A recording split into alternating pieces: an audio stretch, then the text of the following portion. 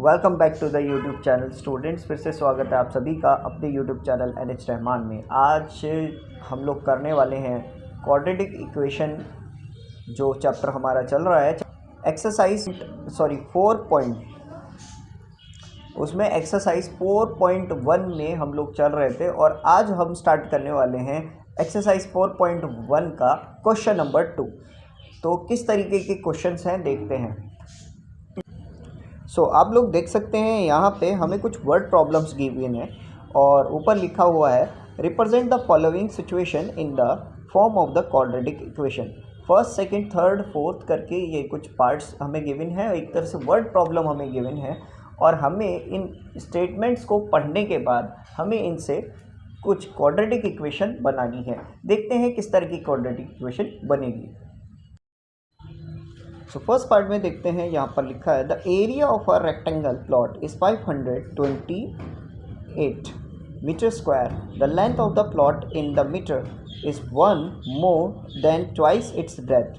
We need to find the length and the breadth of the plot. हमें एक तरह से क्वाड्रेटिक इक्वेशन में इसको रखना है और क्वाड्रेटिक इक्वेशन में रखने के बाद हमें इसे सॉर्ट आउट करना है। अब हमें गिवन क्या है? हमें गिवन है कि ये एक रेक्टेंगल का एरिया गिवन है। रेक्टेंगल कुछ इस टाइप का गिवन होता है जिसमें एक लेंथ होती है, एक ब्रेथ होती है, और इसका जो एरिया है वो होता है लेंथ इंटू ब्रेथ। रेक्टेंगल का एरिया होता है लेंथ इंटू ब्रेथ। और यहाँ पर हमें गिवन है कि यहाँ पर जो हमें गिवन है कि जो एरिया है इस रेक्टेंगल का वो 528 है। तो अब इसको कैसे निकालेंगे, कैसे करेंगे भाई? कुछ समझ में नहीं आया। अब देखो, एक चीज़ और भी तो है हमें यहाँ पे गिवन, थोड़ा आगे पढ़ोगे तो आपको पता चलेगा। यहाँ पर गिवन है कि जो length of the plot in metre, जो लेंथ है इस प्लॉट की, इस रेक्टेंगुलर प्लॉट की जो लेंथ है वो 1 more का मतलब 1 प्लस करना, 1 more है देन ट्वाइस इट्स ब्रेथ, यानी ब्रेथ का ट्वाइस है और 1 प्लस है। तो 1 प्लस और 2 से मल्टीप्लाई हम ब्रेथ की करेंगे। ट्वाइस का मतलब आप याद रखेंगे, ट्वाइस का मतलब होता है 2 से मल्टीप्लाई और थ्राइस का मतलब होता है 3 से मल्टीप्लाई। इसके बाद 4 टाइम्स 5 टाइम्स ये भी मल्टीप्लाई वाले ही चीज़ें होती हैं। एक तरह से हमें गिवन ये है, ठीक है ना। तो हम लोग बोलेंगे लेट द एरिया। तो एरिया ऑफ रेक्टेंगल हमें जो गिवन है वो 528 मीटर स्क्वायर है और लेंथ इंटू ब्रेथ जो होता है वो हमें पता है कि एरिया होता है रेक्टेंगल का। उसके बाद ये जो हमने इक्वेशन एक तरह से ये बना दी, ये लेंथ की प्लेस पर हम ये रख देंगे, ठीक है ना। तो ये रख दिया। रखने के बाद अब अगर मैं इस b को अंदर मल्टीप्लाई करूं, यानी b की मल्टीप्लाई 1 से करूंगा तो वो b आएगा, और 2b की मल्टीप्लाई करूंगा तो 2b स्क्वायर आएगा। अब 528 जो इधर प्लस का है दूसरी ओर आकर माइनस का हो जाएगा। तो और इसको हम ठीक से रख देते हैं, क्योंकि मतलब पहले बड़ी डिग्री फिर छोटी फिर उससे छोटी, तो ये डिग्री रख दी। इसके बाद क्या ये क्वाड्रेटिक इक्वेशन बन रही है? ज़रा गौर से देखो। हाँ, ये ax² plus bx plus c वाली इक्वेशन बन रही है। हाँ, तो मैं कह सकता हूँ हाँ ये एक क्वाड्रेटिक इक्वेशन में मैंने शो कर दिया है। देन हमारा आंसर यहीं तक फिनिश हुआ और हम चलते हैं सेकेंड पार्ट की ओर। स्टूडेंट्स, हम लोग आ चुके हैं इसके सेकंड पार्ट में और सेकंड पार्ट कुछ इस टाइप का है। The product of the 2 consecutive positive integers is 306. We need to find the integers. कुछ स्टूडेंट्स को ये नहीं पता होगा कॉन्जिक्यूटिव किसे कहते हैं। कॉन्जिक्यूटिव का मतलब होता है लगातार, यानी एक नंबर के बाद दूसरा नंबर, दूसरे नंबर के बाद तीसरा नंबर, उसे हम कॉन्जिक्यूटिव कहते हैं।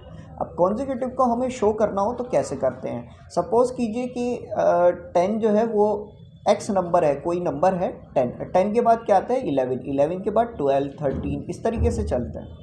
अब थोड़ी देर के लिए मेरे लिए या समझने के लिए 10 को आप x मान लो। अगर मुझे इस 10 को 11 की फॉर्म में लिखना हो तो मैं 10 + 1 लिखूँगा। अगर 12 लिखना हो तो 10 + 2 लिखूँगा। अगर 13 लिखना हो तो 10 + 3 लिखूँगा।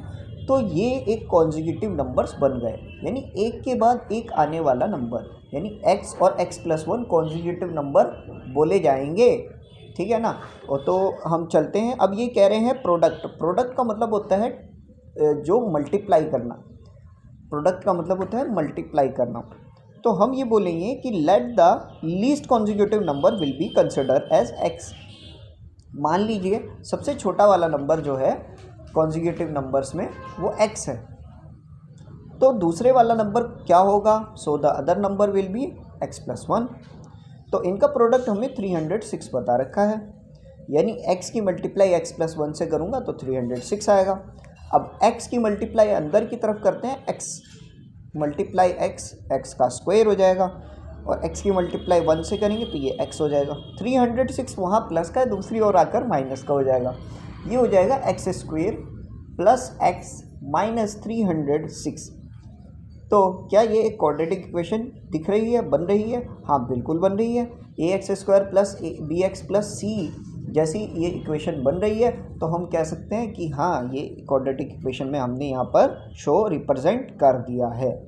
तो हम लोग बढ़ते हैं इसके थर्ड पार्ट की ओर, और इसको जल्दी से आप लोग नोट कीजिए, जल्दी से। चलते चलते स्टूडेंट्स अब हम आ चुके हैं इसके थर्ड पार्ट की ओर। देखते हैं थर्ड पार्ट में हमें पूछा क्या गया है।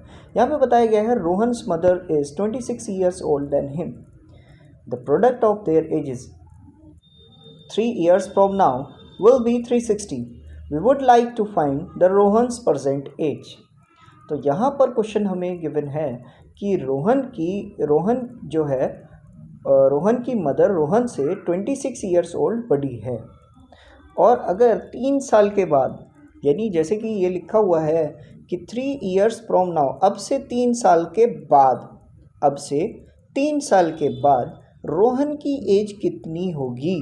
रोहन 3 साल के बाद अगर हम रोहन और रोहन की मदर की एज को प्रोडक्ट यानी मल्टीप्लाई कर दें तो वो उसका आंसर 360 आएगा। तो रोहन की एज कितनी होगी? मुझे पता है थोड़ा समझ नहीं पा रहे हो, तो बात समझने की कोशिश करो कि हम लोग पहले ये कंसिडर कर लेते हैं कि रोहन की एज x है। अब मैंने पहली ही लाइन में पहले से ही आप लोगों को पढ़कर बता दिया कि रोहन की मदर की एज जो है वो रोहन से 26 ईयर्स बड़ी है, मतलब रोहन से वो 26 साल बड़ी हैं। इसका मतलब है कि रोहन की मदर की एज 26 प्लस x यानी 26 साल बड़ी है ना, तो वो 26 प्लस x रखेंगे हम लोग। अब बात करते हैं कि 3 साल के बाद उन दोनों की एजेस कितनी होगी। तो रोहन की जो एज होगी 3 ईयर्स के बाद वो x प्लस 3 होगी। भाई ये जाहिर सी बात है, जब भी हम लोग ये पता करने की कोशिश करते हैं कि मैं अभी 16 साल का हूँ और आने वाले 5 साल के बाद मेरी एज क्या होगी, तो जाहिर है वो 21 ईयर होगी। 21 साल का होऊंगा मैं, क्योंकि 5 को प्लस करेंगे हम लोग 16 से तो वो 21 आ जाएगी। इसके साथ ही हम लोग अपनी एज में वो ऐड करके पता कर देते हैं कि इतने साल में मैं इतने ईयर्स का हो जाऊंगा। सेम एज इट इज़ ही हमने यहाँ रोहन की एज भी निकाल दी। अब रोहन की मदर की एज कितनी होगी? अभी तो फ़िलहाल 26 प्लस x है, तो आने वाले 3 ईयर्स के बाद प्लस 3 हो जाएगी। अब देखो ये तो एक वेरिएबल है, इसमें ये प्लस नहीं हो सकता, लेकिन 26 प्लस 3 प्लस हो सकता है। तो 26 और 3 को हम प्लस करेंगे तो वो 29 प्लस x आएगा। उसके बाद अब क्वेश्चन के अकॉर्डिंग अगर देखते हैं तो यहाँ पे लिखा हुआ है कि अगर इन दोनों की एजेस को हम मल्टीप्लाई कर दें तो उसका आंसर आएगा 360। तो रोहन की जो एज है वो 29 प्लस x रखेंगे, रोहन की जो एज है वो x प्लस 3 रखेंगे, और रोहन की मदर की जो एज है वो 29 प्लस x रखेंगे। दोनों की मल्टीप्लाई करना हम शुरू करेंगे और दोनों को मल्टीप्लाई करके आंसर आएगा 360। सबसे पहले इन सभी की मल्टीप्लाई कर लेते हैं। तो 29 की मल्टीप्लाई जब मैं x से करूँगा तो वो क्या आएगा, वो तो खैर बात की बात है, लेकिन मुझे ये इस तरीके से दिख रहा है जैसे x प्लस a और x प्लस b। अब अगर मैं इस तरीके से रखता हूँ शायद मेरा आंसर ज़्यादा जल्दी आ जाए। तो अगर देखते हैं हम लोग तो पहले आता है x प्लस a और x प्लस b का जो आइडेंटिटी है वो है x square plus bracket a plus b x plus a b. तो a प्लस बी हम सॉल्व करेंगे, वो आएगा a प्लस बी में हम प्लस करेंगे तो वो आएगा हमारा 32x। और x का स्क्वायर ही रहेगा, लेकिन 3 की मल्टीप्लाई जब हम 29 से करेंगे तो वो आएगा 87। ऑरेंज कलर में आप देख सकते हो हम लोगों ने मल्टीप्लाई कैसे की। उसके बाद क्या इसको सबको ठीक कर देते हैं, मतलब सही उससे रख देते हैं। क्या ये एक क्वाड्रेटिक इक्वेशन बन रही है बच्चों या नहीं? हाँ, ये क्वाड्रेटिक इक्वेशन बन तो रही है, लेकिन इन्होंने ये भी तो बोला था कि ये सब 360 के इक्वल है। 360 के इक्वल है ना, तो 360 इधर प्लस का है, दूसरी ओर जाकर माइनस का हो गया। जब 87 प्लस का है और माइनस का है 360, तो प्लस का 87 और माइनस का 360 क्या हो जाएगा? प्लस माइनस क्या होता है? माइनस होता है। तो नेगेटिव साइन तो लगाएंगे ही। और आंसर हमारा क्या आएगा देखते हैं। तो आंसर हमारा आएगा -273। तो ये -273 आने के बाद क्या अब ये क्वाड्रेटिक इक्वेशन बन रही है? हाँ, बिल्कुल बन रही है। ax² + bx + c जैसी ये चीज़ दिख रही है, तो मैं कह सकता हूँ हाँ ये एक क्वाड्रेटिक इक्वेशन बन चुकी है और हमने इसको इसी तरह से रिप्रेजेंट कर दिया। नेक्स्ट चलते हैं हम लोग फोर्थ पार्ट की ओर। तो रैपिड फायर की तरह हम लोग देखते हैं इसका फोर्थ पार्ट। तो फोर्थ पार्ट कुछ देखते हैं क्या बताना चाह रहा है। A train traveled distance 480 km at a uniform speed. If the speed had been 8 km less, then it would be take 3 hours more to cover the same distance. We need to find the speed of the train. तो सवाल हमसे बोलना क्या चाह रहा है, कहना क्या चाह रहा है, ज़रा ये भी देख लेते हैं। सो इस क्वेश्चन को करने से पहले आपको फिज़िक्स जानना ज़रूरी है। फिज़िक्स कैसी, मतलब आपको स्पीड का फॉर्मूला तो याद होगा ना, 9th क्लास में पढ़ा होगा। स्पीड इक्वल्स टू होता है डिस्टेंस अपॉन टाइम। और वैसे 9th में नहीं, आपने 8 या 7th में भी ये फॉर्मूला पढ़ा होगा। Speed equals to distance upon time होता है और वही फॉर्मूले का यूज़ हम यहाँ करेंगे। तो क्वेश्चन एक्चुअली हम लोगों से बस ये कहना चाह रहा है कि एक ट्रेन है जो कि कुछ 480 किलोमीटर का डिस्टेंस ट्रैवल कर रही है। अब 480 किलोमीटर ये तो एक डिस्टेंस हो गया। अब ये कह रहे हैं अगर हम स्पीड को कम कर दें, अगर हम स्पीड को कम कर दें, 8 किलोमीटर स्पीड कम कर दें, तो हमारा टाइम बढ़ जाएगा, 3 आवर्स ज़्यादा हो जाएगा। अब ये बात कुछ समझ में नहीं आ रही है कि ये बात पल्ले नहीं पड़ी है कुछ। तो ये बात पल्ले पढ़ाने के लिए यानी समझाने के लिए मैं कुछ आपको बताता हूँ। 8 किलोमीटर अगर हमने कम कर दी स्पीड तो हमारा 3 आवर्स बढ़ जाएंगे। तो इसको समझाने के लिए कुछ देखो, अब मैं ये बॉल लेता हूँ, तो बॉल को अगर मैं इस डिस्टेंस से इस डिस्टेंस पर पहुँचाने के लिए पहुँचा रहा हूँ अगर मैं 5 सेकंड्स में, तो ये बॉल देखो कितनी जल्दी पहुँच गई वहाँ पर। लेकिन इसी बॉल को मैं 10 सेकंड्स में वहाँ पहुँचाता हूँ,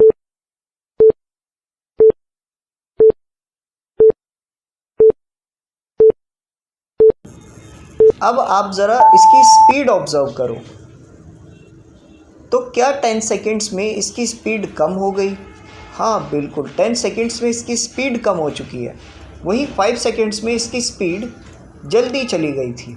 अगर मैं दोनों बॉल्स को ज़्यादा जल्दी करता हूँ तो यहाँ पर देखो, तो आप ऑब्ज़र्व कर सकते हो ये ऊपर वाली बॉल ज़्यादा जल्दी पहुँच चुकी है और नीचे वाली बॉल कम टाइम में पहुँची है। मतलब यहाँ पर मैंने स्पीड बढ़ा दी तो टाइम घट गया अपने आप ही, और यहाँ स्पीड कम की तो टाइम बढ़ गया अपने आप ही।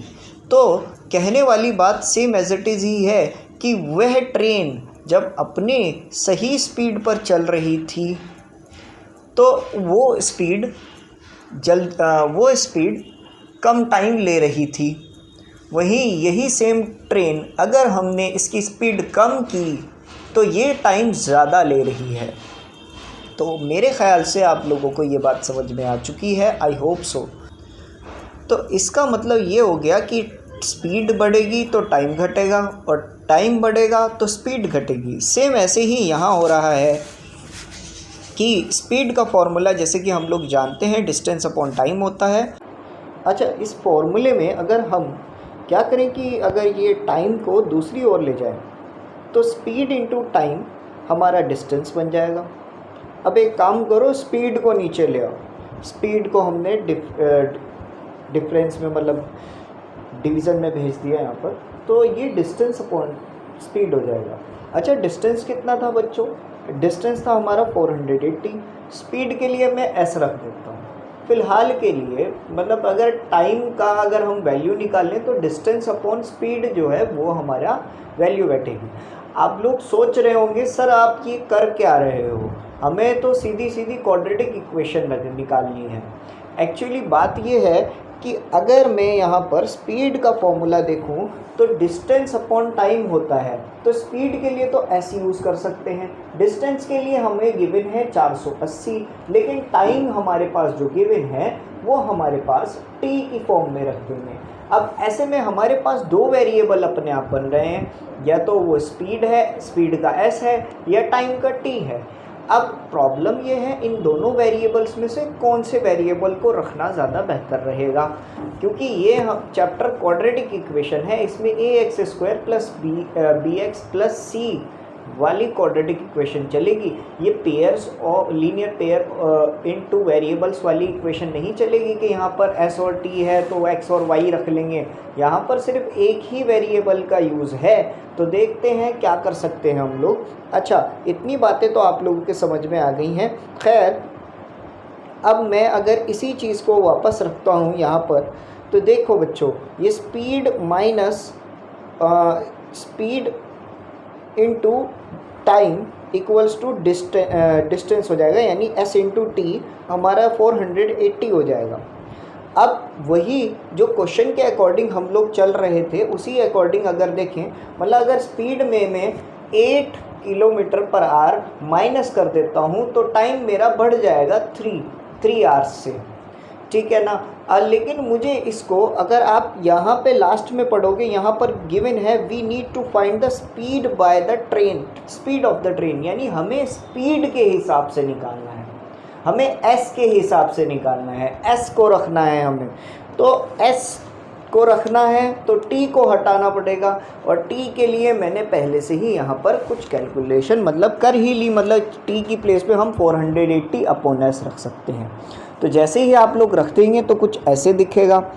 उसके बाद हम लोग अब एक एक करके इनकी मल्टीप्लाई करते हैं। तो अगर मैं s को इन सबसे मल्टीप्लाई करता हूँ तो वो कुछ ऐसा दिखेगा, और -8 की मल्टीप्लाई अंदर की ओर करता हूँ तो वो कुछ ऐसा दिखेगा। अच्छा, ये s को अगर अंदर पहुँचा दें तो s की मल्टीप्लाई पहले 480 अपॉन s से होगी, फिर उसके बाद 3 से होगी। अब यहाँ s से s कट जाएगा, s से s कट चुका है तो ये 480 आ रहा था, ये वहीं ये आ चुका है 3s, ठीक है ना। तो ये आ चुका है 3s, वो भी प्लस का 3s। उसके बाद अब ये -8 भी देख लेते हैं, तो 8 की मल्टीप्लाई अगर हम अंदर करते हैं तो क्या आएगा देखते हैं। जब हमने मल्टीप्लाई अंदर की ओर की तो 8 इंटू 480 की मल्टीप्लाई जब हम करेंगे तो ये आएगा 3840। मेरे पास इतना समय नहीं है, आप इसको मल्टीप्लाई कर कर देख सकते हैं 480 की 8 से मल्टीप्लाई करके। फिर इसके बाद 8 इंटू 3 होता है 24, तो 24 मैंने यहाँ पर रख दिया। अब देखो दोनों तरफ 480 है, इधर भी है और इधर भी है, तो हम लोग करेंगे क्या कि हम लोग डायरेक्टली ही कट कर सकते हैं। जब LHS और RHS में दोनों पॉजिटिव ही नंबर सेम आते हैं तो हम डायरेक्टली भी कट कर सकते हैं, शायद इतना तो आप लोगों को भी पता होगा, कॉमन सेंस की बात है। उसके बाद हमारे पास ये बचता है 3s minus 3840 upon s plus 24 equals to 0। अच्छा, मैं इस s का क्या करता हूँ, s की मल्टीप्लाई में इन s को, क्योंकि हमें एक तरह से इसके नीचे भी चाहिए, इसके नीचे भी चाहिए, अब इसके नीचे 1 है और इसके नीचे भी 1 है, तो s की मल्टीप्लाई यहाँ पर भी हो जाएगी और इससे भी हो जाएगी। ऐसे में ये हो जाएगा, इन सभी के नीचे डिनोमिनेटर जो s लाने के लिए मुझे इन दोनों से मल्टीप्लाई करनी पड़ेगी। तो ये तो हो जाएगा 3s² और ये हो जाएगा 24s। उसके बाद s यहाँ पर डिवाइड हो रहा है, दूसरी ओर जगह मल्टीप्लाई हो जाएगा, तो ये आ जाएगा 3s² माइनस 3840 प्लस 24s। इसको सही करके लिख लो। क्या ये क्वाड्रेटिक इक्वेशन बन रही है? हाँ बिल्कुल साफ साफ दिख रही है कि क्वाड्रेटिक इक्वेशन बन रही है, लेकिन इसको कुछ फाइनलाइज भी करो। अच्छा, इन तीनों में हम लोग कॉमन ले सकते हैं 3 को, तो जैसे ही 3 को हम कॉमन लेते हैं तो अंदर के तरफ नंबर्स बचते हैं s² + 8s माइनस 1280। उसके बाद 3 यहाँ पर मल्टीप्लाई तो दूसरी ओर जाकर डिवाइड हो जाएगा। तो क्या ये एक क्वाड्रेटिक इक्वेशन बन रही है? हाँ, ये एक क्वाड्रेटिक इक्वेशन बन रही है और बन चुकी है, हम लोग इसको रिप्रेजेंट कर चुके हैं। तो अब आप लोग इसको नोट कर सकते हैं अपनी अपनी नोटबुक्स में। एक क्वेश्चन को समझाने के लिए देखा कितना समय लग गया है मुझे, लेकिन मेरे ख्याल से आप लोगों को ये सब क्लियर हो चुका होगा। बस कैलकुलेशन आपको खुद से करनी है। कैलकुलेशन जैसे करेंगे तो खुद से करेंगे तो ज़्यादा अच्छे से समझ में आएगा। सो स्टूडेंट्स, अगर आप लोगों ने ये वीडियो यहाँ तक देख ली है, मैं आप लोगों को कहना चाहूँगा thank you very much, thanks for watching this video. हमारी ये क्वाड्रेटिक इक्वेशन की वीडियोस लगातार आती रहेंगी। अब पार्ट 3 भी आ गया तो पार्ट 4 भी जल्दी से जल्द आ जाएगा।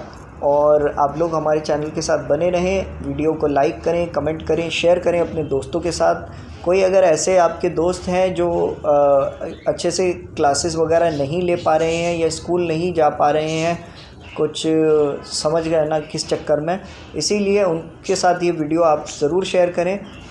कोई भी शिक्षा से रुक ना पाए, इसीलिए आप लोग शेयर भी करें, लाइक भी करें, कमेंट करें और लोगों तक, दोस्तों तक पहुंचाएं हमारी इस वीडियो को, ताकि वो लोग भी इस चीज़ को समझ पाएँ। क्योंकि नॉलेज शेयर करने से वो नॉलेज घटती नहीं है और उल्टा बढ़ जाती है। तो नॉलेज शेयर करने से हम लोगों को बहुत फ़ायदे हैं। मतलब एक दूसरे से अगर हम नॉलेज शेयर करते हैं तो हम लोग एक दूसरे से एक तो कम्युनिकेट अच्छे से कर पाते हैं, दूसरी चीज़ नॉलेज शेयर करने से हम और उसको अच्छे से याद रख सकते हैं और हमें और भी नॉलेज गेन होती है। नॉलेज एक ऐसी चीज़ है। जी हाँ, ठीक है, धन्यवाद, thank you very much and don't forget to like and subscribe. Thank you very much.